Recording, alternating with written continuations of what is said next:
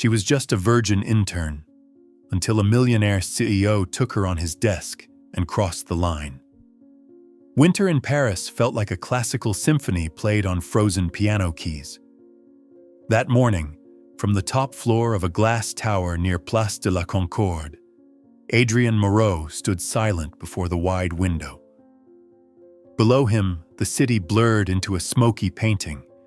His breath fogged the glass for a moment before vanishing into the cold. Everything remains the same, only I am growing older. The thought slipped through his mind, uninvited. Adrien rarely allowed himself to reflect on time, but today, Parisian mist stirred something long buried. Adrien Moreau, a name carved into French architecture. His creations stood like manifestos, futuristic opera houses, proud museums, glass bridges stretched across the Seine. The press called him the Stone Architect, not just because his designs endured like monuments, but because his heart was equally impenetrable. In his world, respect was plentiful, but closeness was absent. Colleagues admired him, clients trusted him, but no one dared step nearer. He was always polite, precise, flawless, and distant. To many, Adrien resembled one of his own fortresses, magnificent but cold. His penthouse mirrored that fortress. Polished wooden floors, spotless white walls, furniture arranged with surgical exactness. On the glass table, no family photographs, no signs of a shared life, only unfinished models, half-sketched drawings, and stacks of notes. No laughter, no voices, only silence, sharp and pure enough to unsettle. Sometimes even Adrien questioned himself. Why do I live like this? Because I need no one? Or because I fear the day someone leaves? The question echoed, then was buried again, as always. He would not permit himself to linger there. At precisely 9:10 in the morning, the desk phone buzzed softly, sharp and precise. Adrien glanced at the screen, a new message from his assistant. 1:30 in the afternoon. Meeting with Sofia Delgado, international legal finance consultant, requested by Legal Affairs. He skimmed through the attached profile. 30 years old, Latin American heritage, an impressive record in auditing and international financial risk management. 1 second of silence passed, like a breeze across a still lake. Adrien switched off the screen and set the phone back down. He disliked interruptions in his carefully ordered schedule. He liked strangers even less, especially those who belonged outside the world of architecture. Meetings like this were, in his mind, nothing more than formality, an obligation to be endured. But this time would be different. Though he could not know it yet, the meeting that awaited him, seemingly just another item on his agenda, would mark the beginning of a journey that would melt the stone walls around his heart. By early afternoon, on the 33rd floor of Atelier Moreau, the stillness was interrupted by a familiar yet commanding sound. The click of high heels against polished marble. It was not loud, but deliberate, like the steady tap of a metronome marking time. Each step of Sofia Delgado echoed with poise, confident and composed, announcing the arrival of someone who would not bend easily. She wore a cream suit, perfectly tailored to her slender figure, her hair tied back neatly, her face framed by thin glasses, her gaze calm yet razor-sharp. In her hand, a thick folder neatly divided with colored tabs. This won't be an easy meeting. That man, she thought, her heartbeat quickening, not from fear but from anticipation of an intellectual duel.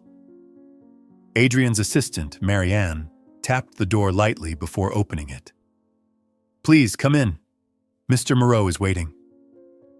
The meeting room was flooded with winter light, cold and unforgiving. A towering glass wall pulled the misty city into the room. Adrien stood with his back to the door, posture straight as a column carved from granite. Sophia paused for a brief moment, studying him. He radiated a presence that thickened the air itself.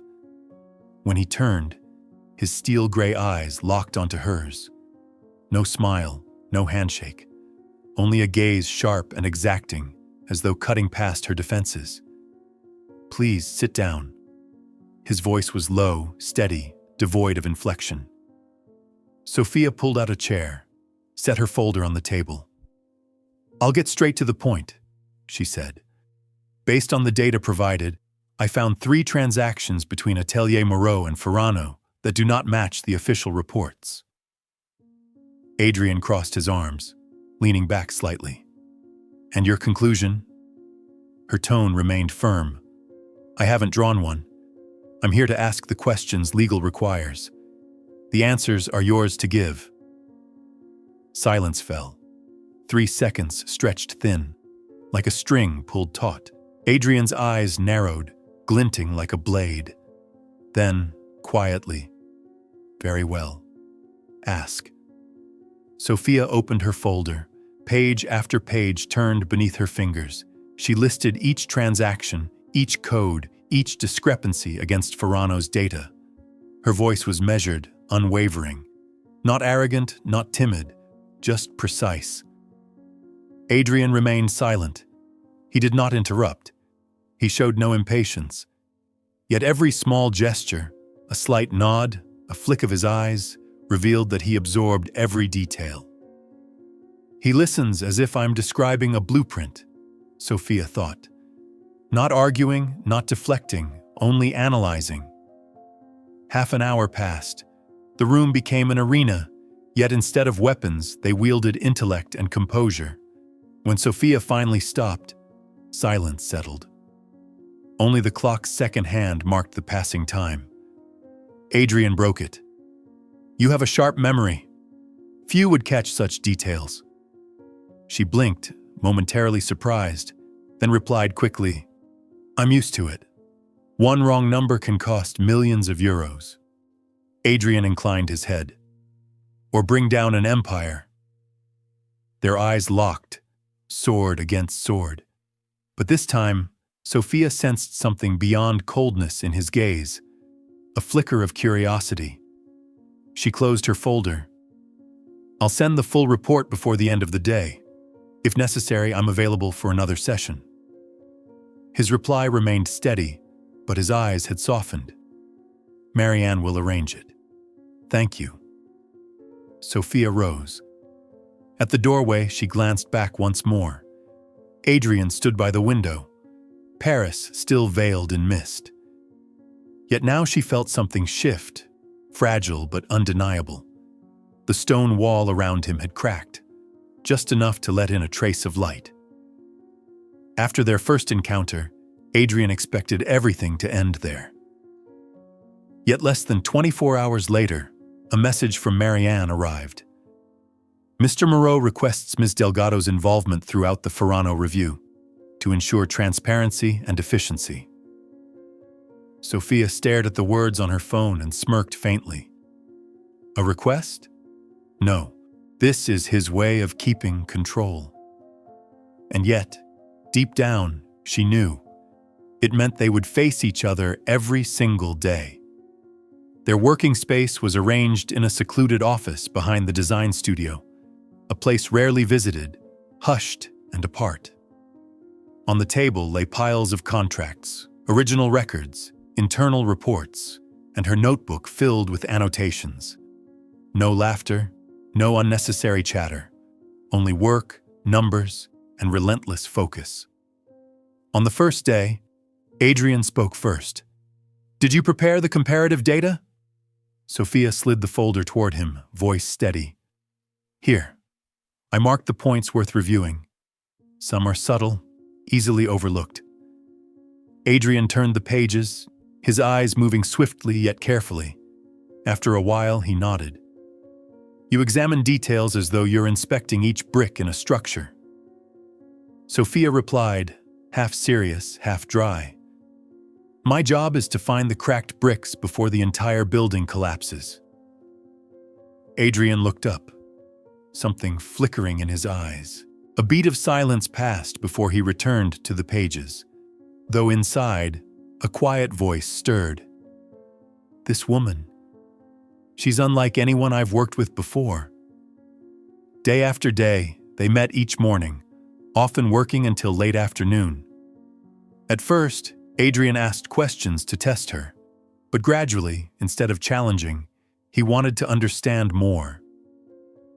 Sophia responded directly, without hesitation, never defensive, never retreating. One afternoon, while scanning a transaction sheet, Sophia paused. This transfer, something's off. Do you see? The date is backdated, but the reference number matches another record. Adrian leaned closer to look. The distance between them narrowed to less than a hand's breadth. Sophia's faint breath brushed his sleeve. For the first time in years, Adrian felt his heartbeat stumble. He glanced at her, but she was still absorbed in the figures, unaware of the moment that had unsettled him. Sharp eyes, he murmured, almost under his breath. Sophia looked up, slightly surprised by the unexpected compliment. I'm used to it. One wrong digit and millions of euros can vanish. Adrian allowed a faint smile, the first in many days. Or topple an empire. Sophia returned the smile, small, unforced. In that instant, the room of contracts and codes felt a little less cold. When Sophia left that evening, Adrian remained by the window, gazing out at the city lights flickering to life. A strange realization stirred within him. This isn't just about the work. I want to understand her, the person behind the numbers. It was a late weekend night in Paris. Outside, rain tapped softly against the tall glass windows. Most of Atelier Moreau had gone dark, except for a single pool of light on the 33rd floor. In that quiet room, two figures still sat across from each other. For more than 6 hours, neither had left the table. Between them lay stacks of files, contracts thick with annotations, and the glow of a computer screen under a desk lamp. Sophia had shed her jacket, sleeves rolled up, her long hair falling loose after hours of focus. Adrian sat upright as always, but his gaze lingered on her more than on the numbers in front of him. Silence stretched, broken only by the patter of rain and the rhythm of typing. Then Sophia spoke softly, her voice carrying in the stillness. Do you ever wonder why it's us, sitting here on a rainy night, instead of home, living easier lives? Adrian looked up, caught off guard. He was not accustomed to questions beyond the scope of work. A pause hung in the air before he answered, low and deliberate. Because we don't know how to turn away from the truth. Sophia smiled faintly, offering no reply. In her eyes flickered both exhaustion and understanding. Adrian saw it, and for a moment, the space between them seemed to shrink. The room fell silent again. But this silence was no longer the sterile kind of work. It was the kind that made one hear the beating of their own heart. Adrian sat rigid, yet inside he felt something unfamiliar rising. Why do I want to hold on to this moment? Why does her gaze make me forget blueprints and figures? Sophia bent over her notebook, rereading the last line of notes. Slowly, Adrian stood and stepped closer. 1/2 meter now separated them. His heartbeat pounded, as if cracks were opening in the stone around his chest. He leaned down carefully, afraid to break something fragile. His lips brushed hers, brief, trembling, feather-light. Yet it was precisely that gentleness that made them both tremble. Sophia drew back slightly, her eyes locked on his. In the silence, another duel unfolded, reason against longing. She knew this wasn't the right time, that their connection was bound within the sensitive web of work. And yet her heart whispered, this is real. This warmth is real. No words passed between them. Their breathing quickened, eyes locked, unflinching. Outside, the rain kept falling, steady as an endless, wordless melody. At last, Adrian stepped back, murmuring, "I'm sorry." But it was the truth. Sophia said nothing. She only looked at him, her eyes carrying everything unspoken. Then slowly, she closed her notebook, gathered her files. When the door closed behind her, Adrian remained still. The room glowed faintly in the lamplight, rain tapping endlessly against the glass. He placed a hand over his chest, feeling the erratic rhythm within. "I've crossed a line, and yet why does it feel like relief?" 3 days after that rainy night, the atmosphere at Atelier Moreau seemed unchanged. Adrian appeared in his tailored suit. Sophia arrived on time. Reports were submitted as usual. Yet beneath that calm surface, a silent storm was brewing. On Wednesday morning, Adrian opened his inbox. An email appeared. No subject, no sender's name, no signature, only one sentence, sharp as a blade.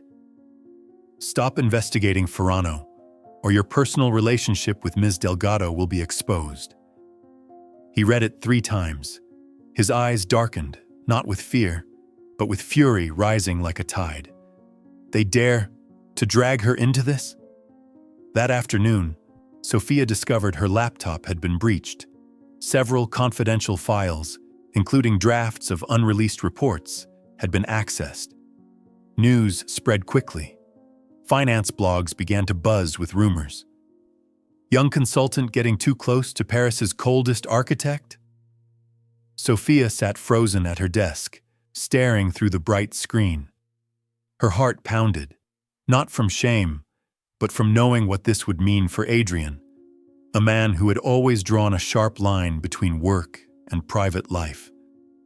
Late in the day, only the 2 of them remained in the small meeting room. Sophia drew a deep breath and spoke softly. "If you want, I can step away from the case. It would protect your reputation."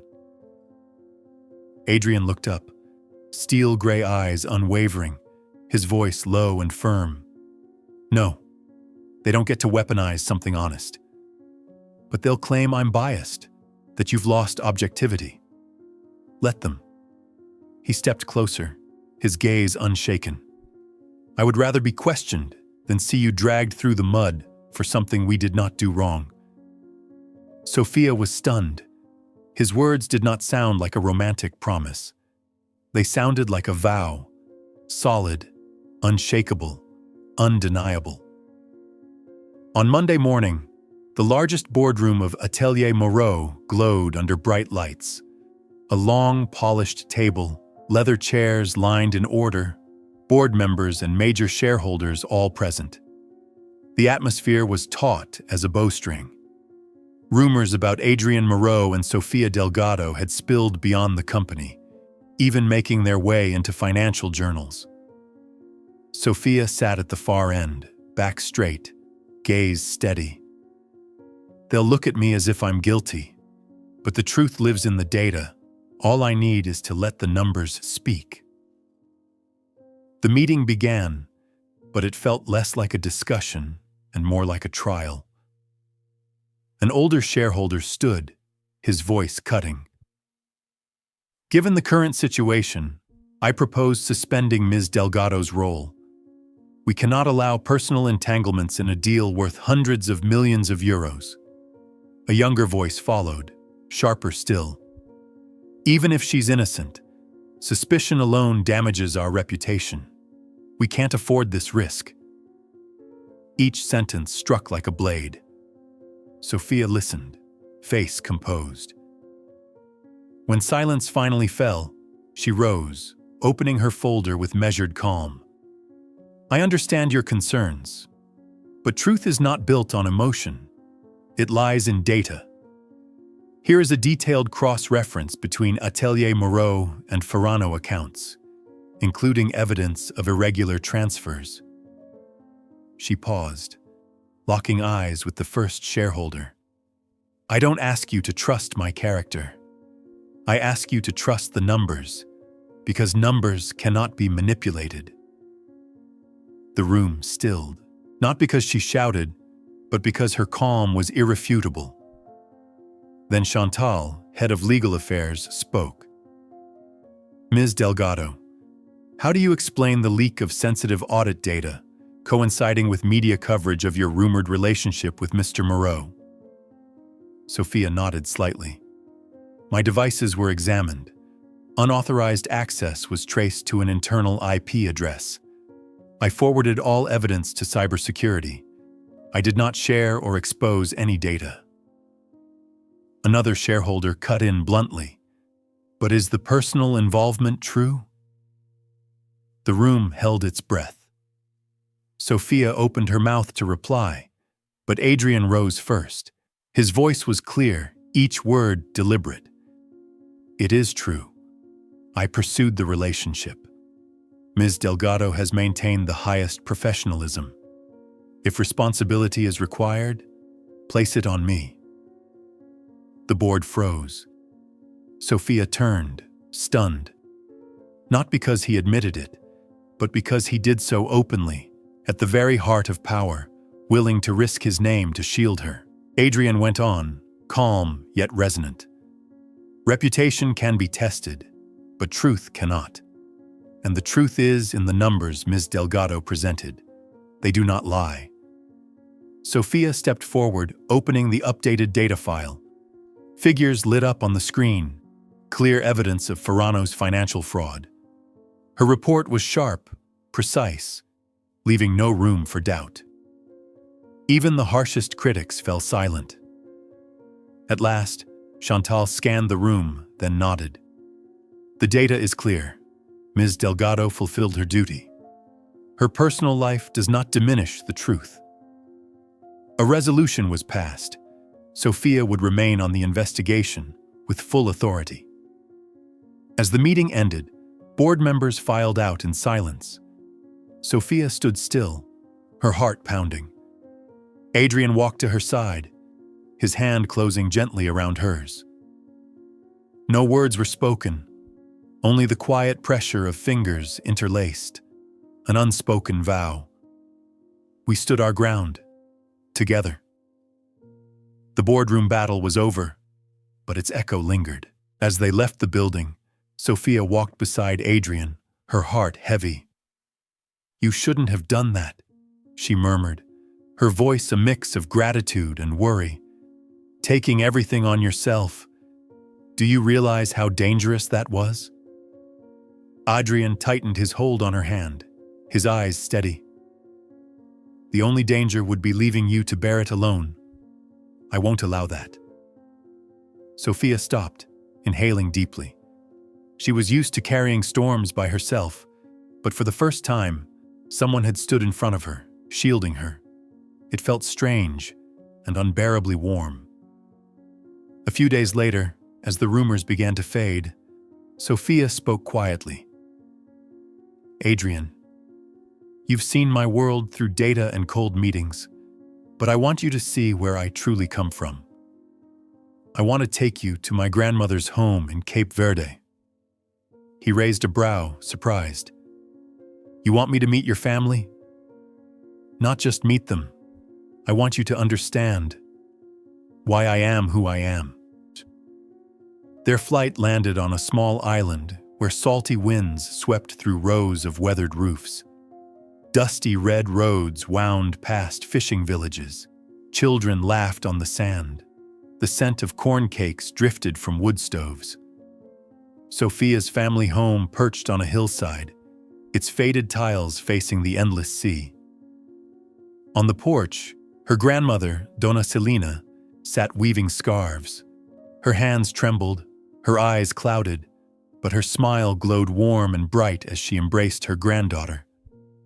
"Minha neta," "my granddaughter," she whispered, holding Sophia tightly. Sophia bent down, tears in her eyes. "Grandmother, this is Adrian." Donna Celina turned toward him, speaking in Portuguese. "Come closer, let me feel your hands." Sophia translated. Adrian knelt, offering his hand. The frail fingers touched his skin, searching, then curved into a smile. These hands are strong, but your heart, I believe it is soft. Adrian froze for a moment. No words came, but the sentence pierced through the stone he had worn for years. During their days on the island, Sophia led him up green hills where she had once played as a child. They sat by the shoreline where she told him of her first loss and how she learned to rise again. Each story, each laugh, opened a part of her world he had never known. Here, there were no glass towers, no shareholder demands, no whispers of rumor. Only sea wind, earth, and a truth so simple it made him breathe easier. One evening, as the sky blazed gold, they sat on the sand. The wind tossed Sophia's hair. Her smile bathed in sunlight. Adrian could not look away. He rose, his heartbeat surging, and dropped to one knee before her. No ring, no flowers, no velvet box, only trembling hands and an undeniable truth. I have nothing but this love, and I believe it's enough, Sophia. Will you marry me? Sophia covered her mouth, tears spilling. She nodded, her voice breaking into sobs. Yes, 1,000 times yes. They held each other tightly. Behind them, waves rolled softly ashore, as if composing the music to their vow. And Adrian knew, for the first time in his life, he had found a true home. The Cape Verde sunset spread across the sky in strokes of gold and violet. Just a few days after the proposal, a small wedding was arranged. No fanfare, no extravagance. Sophia had told Adrian, I don't want a grand wedding. I only want a day when we don't have to hide. Adrian had nodded, his gaze tender. That's all I want too. The ceremony took place on the beach, just before the village. Waves whispered against the white sand, sea breeze swaying a strip of white cloth tied between two bamboo poles.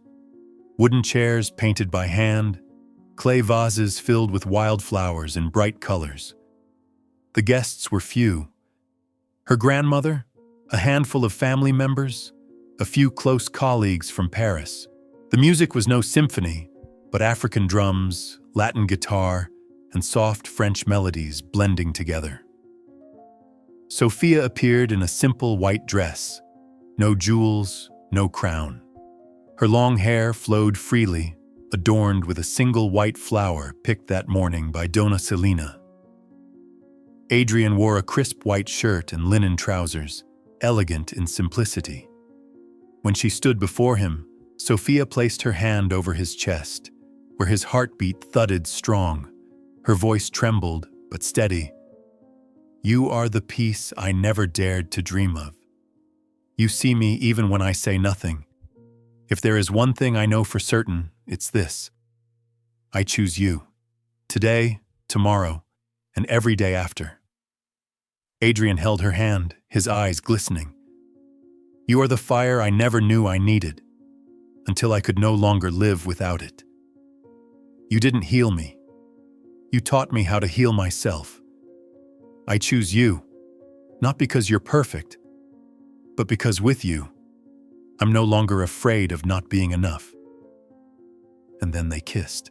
Not long, not staged like in films, but a kiss that made the world still. In it lived everything. The silence they once kept, the stormy nights, the rumors that tried to divide them, all dissolved into the simple truth. They chose each other. Applause rose, mingling with waves and wind. In the front row, Donna Selena clasped her hands as if in prayer. When Adrian and Sophia turned toward her, she smiled, her voice trembling. You are miracles for each other. After the vows, music began. Adrian reached out. Sophia placed her hand in his, as though it had always belonged there. They danced, not perfectly, not in sync, but honestly. They burst out laughing when Adrian missed a step, laughed harder when Sophia stepped on his shoe. Tears and laughter mingled, not only theirs, but from everyone watching. The sun sank lower, painting the sky in violet. The salty wind carried every smile. Words were no longer needed, because this wedding was not the end of a love story. It was only the beginning of a new journey, one they would walk together, hand in hand, no matter what lay ahead. The wedding by the sea ended, but it was no ending. For Adrian and Sophia, it was only the beginning. They returned to Paris, but not to glass towers or the empty penthouse Adrian once called home. Instead, they chose a small house on the outskirts, a red-tiled roof, lavender bushes in the backyard, a dirt road leading to an old bakery. Church bells rang every Sunday morning. Once, Adrian would have thought such a life too ordinary. Now, it was the place he found peace. Each morning, Adrian rose before Sophia. He brewed her favorite tea, placed it by the bed before waking her.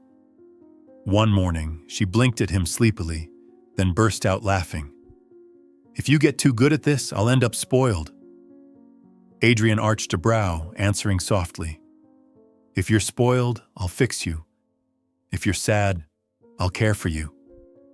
That's all." They both laughed, their small kitchen brighter than the morning sun. Their workdays had changed as well. Sophia continued consulting for nonprofits and teaching auditing to international students. Adrian turned down prestigious positions, choosing freelance projects instead, sketching designs in their sunlit home studio. "I don't need titles anymore," he said. "I only need this space where every line I draw isn't proof of who I am, but an act of love for what I do." When Sophia became pregnant, life gained another color. Adrian surprised even her with his tenderness. He learned simple Portuguese phrases, then leaned close to her belly to whisper, "Bom dia, pequeno. Daddy is here." Sophia chuckled. "You talk as if the baby can hear you." Adrian answered seriously, "It doesn't matter if the baby hears. What matters is it knows I am always here." At night, he sat beside her, his hand resting on the curve of her stomach, reading stories aloud, not to soothe the baby to sleep, but as a vow repeated, "Daddy will always be here." One rainy evening, Sophia asked softly, "Do you ever think, one day we might not be good enough as parents?" Adrian tightened his hold on her hand.